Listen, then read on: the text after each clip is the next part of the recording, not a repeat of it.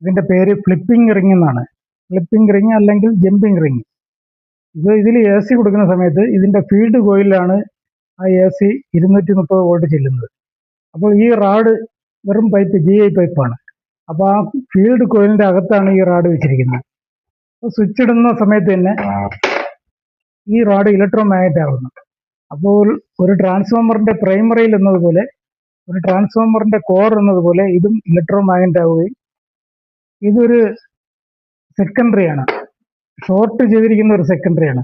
അപ്പോൾ ഇതിന് ചുറ്റും ഉണ്ടാകുന്ന ഒരു മാഗ്നറ്റിക് ഫീൽഡ് ഇവിടെ ഒരു എഡ്ഡി കറണ്ട് ഫോം ചെയ്യുന്നു. അപ്പോൾ ഇത് ഒരു ട്രാൻസ്ഫോമറിലെ കോറായിട്ട് വർക്ക് ചെയ്യുന്നത് കൊണ്ട് ഇതിന് ചുറ്റും ഒരു മാഗ്നറ്റിക് ഫീൽഡ് ഉണ്ടാകുന്നു. ആ മാഗ്നറ്റിക് ഫീൽഡ് പ്രൈമറിയിൽ എന്നതുപോലെ തന്നെ ഇതൊരു സെക്കൻഡറി ആയിട്ട്, ഇത് ഷോർട്ട് ചെയ്തിരിക്കുന്ന ഒരു സെക്കൻഡറി. ഷോർട്ട് ചെയ്തിരിക്കുന്നതെന്ന് പറയുമ്പോൾ ഒരു കമ്പി ചുറ്റിൻ്റെ 2 അഗ്രങ്ങളും തട്ടിച്ചു വയ്ക്കുകയാണെങ്കിൽ അത് ഷോർട്ടായെന്ന് പറയാം. ഇതിവിടെ ഷോർട്ട് ചെയ്തിരിക്കുന്ന ഒരവസ്ഥയിലായ സെക്കൻഡറിയാണ്.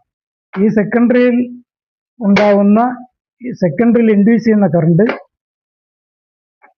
കറണ്ട് മൂലം ഇവിടെ ഒരു എഡ്ഡി കറണ്ട് ഫോം ചെയ്യുന്നു.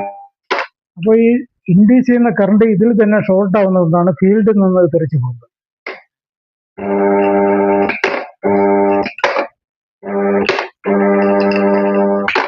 ശരിക്കും ഇത് ഇരുമ്പല്ല, ഇത് അലുമിനിയം.